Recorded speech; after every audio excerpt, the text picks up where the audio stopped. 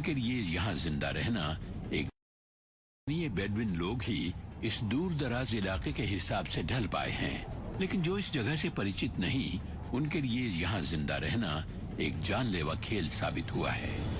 Bedouin लोगों को मैं नायक मानता हूँ। रेगिस्तान में जिंदा रहने के सिलसिले में वो मेरे उस्ताद हैं। इस स्थिति में जो और कोडी एक अकेले फोटोग्राफर के नक्शे कदम पर चल रहे हैं, जो इस जगह के शानदार नजारों को शूट करने के लिए ऊंट पर सवार होकर रेगिस्तान में आया था। लेकिन फिर ऊंट से गिरने पर जब ये जीव डर कर भाग गया तो वो वहाँ फंस गए। इस तरह के माहौल में किसी के लिए ओमान के रेगिस्तान से बचकर बाहर निकलना बेहद जोखिम भरा होता है। मुझे इसमें कोई तुक नजर नहीं आती, क्योंकि अब उसके पास बचने का कोई रास्ता नहीं था।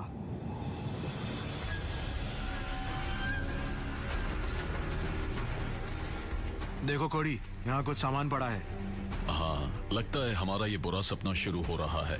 इस तरह की किसी जगह में सबसे बड़ी समस्या ये होती है कि आप एक बियाबान में हैं और आपके पास सामान है बेहद सीमित। यहाँ सिर छिपाने की जगह भी गर्म रेगिस्तानी जमीन पर ही मिलती है। अभी सुबह सुबह का वक्त है और गर्मी तो और बढ़नी ही है। देखो, यहाँ एक ट्राइपॉड पड़ा हुआ है।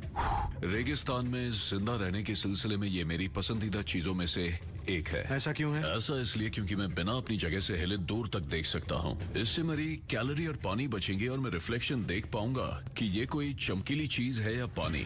बहुत कीमती है ये। कोडी, हमारे पास 2 कंबल और एक बर्तन है। इसमें करीब 2 लीटर पानी आ सकता है। इतना पानी ज्यादा तो नहीं होता, लेकिन पानी तो पानी है। अपनी ट्रेनिंग में मैंने बिना चीजों के रहना सीखा है। जितना ज्यादा जानेंगे जरूरत उतनी कम होगी। बेडुइन लोग भी ऐसे ही करते हैं। अगर आप बेडुइन सभ्यताओं पर नजर डालें तो पाएंगे कि वो निक्कर और टी शर्ट पहनकर नहीं निकलते हैं। तो मैं इस कपड़े को लेकर इससे अपना पूरा शरीर ढक रहा हूँ। मैं इस ट्राइपॉड की सिर्फ टांगे ले रहा हूँ। हम नहीं चाहते कि इस तरह की चीज से हमें कोई चोट लग जाए, तो मैं इसे टांगों के बीच फंसाकर तोड़ रहा हूँ। तो अब हमारे पास एक वॉकिंग स्टिक है जिसे हम इस्तेमाल करेंगे। अगर हमें अंधेरे में सफर करना पड़े तो इसे किसी दृष्टिहीन की छड़ी के तौर पर इस्तेमाल किया जा सकता है। इसके जरिए हम किसी भी जगह पर छानबीन कर सकते हैं।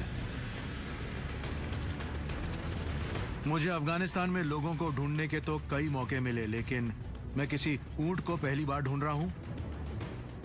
मैं नहीं चाहता था कि ये मुझे नजर आए। यहाँ तो उसके पैरों के निशान अच्छे खासे साफ हैं, लेकिन आगे जमीन सख्त है और ये निशान खत्म हो रहे हैं। इस माहौल में ये रेत मेरे लिए जानलेवा साबित हो सकती है, इसलिए मैं यहाँ भटकना नहीं चाहूंगा। मैं झटपट अपने बाइनोकुलर से इस इलाके पर नजर डाल लेता हूँ। हो सकता है किस्मत साथ दे जाए, लेकिन ये जीव बहुत तेजी से चलते हैं और मुझे ये भी नहीं पता कि ये पैरों के निशान कितने पुराने हैं। तो मैं इस कंबल को उसी तरह इस्तेमाल करूंगा जैसे किसी कोर्स के दौरान किया जाता है। मैं इसी तरह अपना सामान ले जाता हूँ।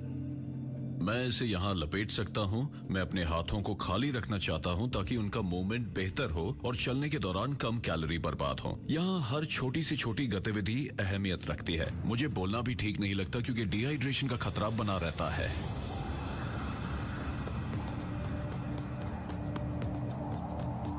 मुझे लग रहा था कि कोडी की और मेरी किस्मत चमक जाएगी। मुझे पूरा यकीन था कि ऊंट पर और सामान भी होगा, लेकिन वो कहीं नजर नहीं आ रहा है। उसे यहाँ ढूंढना मुझे मुमकिन नहीं लग रहा। तो मैं वापस लौटकर कोडी को बताऊंगा कि इस ऊंट को यहाँ तलाशना कोई विकल्प नहीं है।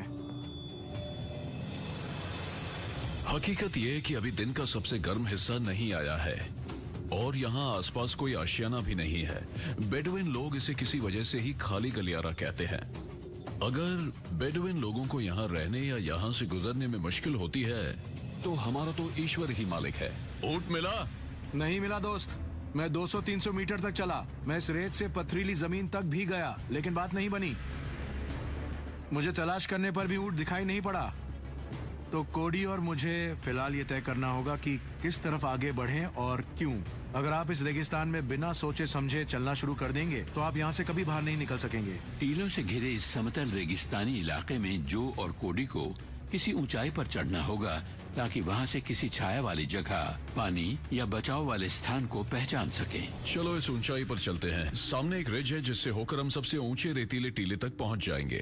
ठीक है दोस्त, मैं तुम्हारे पीछे पीछे आता हूँ। हालात से ही ये तय होगा कि हमें क्या करना है, और फिलहाल वक्त से हमारी होड़ हो रही है। जब सूरज आसमान में और चढ़ेगा तो हम किसी अंडे की तरह पक जाएंगे। मैं चाहूंगा कि मैं बाद में किसी बेहतरीन प्लान के बजाय अभी एक अच्छा प्लान बनाऊं, क्योंकि हमारे पास वक्त की बहुत कमी है। गर्मी बढ़ती जा रही है, ऐसे में रेत के टीले पर चढ़ना जानलेवा है। इससे तुम्हारी एक्सरसाइज हो जाएगी, है ना? हाँ, ऐसे में मांसपेशियों को बहुत मेहनत करनी पड़ती है। आप शरीर पर ज्यादा जोर डालते हैं, पैर ठीक से जम नहीं पाते। लेकिन जो है सो है, आसपास क्या है ये देखने के लिए हमें इस चोटी पर पहुंचना होगा।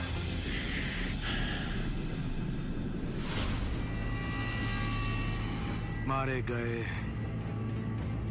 मुझे तो यहाँ कुछ भी नहीं दिख रहा। रेत के टीले के ऊपर पहुंचने पर पता चला कि ये इलाका कितना निर्जन और दूर दराज है। रुको, वहाँ पहाड़ नजर आ रहे हैं। चारों तरफ हर कहीं दूर दूर तक समतल जमीन और टीले ही मौजूद हैं, लेकिन कुछ एक पहाड़ भी नजर आ रहे हैं और हम उनकी तरफ बढ़ सकते हैं। इसके अलावा दिख रहे हैं उस जगह मौजूद 2 पेड़, लेकिन यह भी हो सकता है कि वो 2 पेड़ ना होकर सिर्फ मृग तृष्णा हो। रेगिस्तानों में अक्सर मृग तृष्णा नजर आती है और आपके शरीर में पानी की जितनी कमी होती है, आपका तापमान जितना बढ़ता है, इस तरह की और गलतफहमियां आपके दिमाग में पैदा होती हैं। अगर आपको किसी ऐसी जगह पहुंचने के लिए काफी ज्यादा दूरी तय करनी पड़े जो आपके हिसाब से छाया है, लेकिन वहां पहुंचने पर पता चले कि ऐसा कुछ नहीं है, तो बड़ी मुसीबत हो सकती है। हमें किसी लाइन ऑफ साइट की जरूरत होगी, क्योंकि ऊंचाई पर न होने से कुछ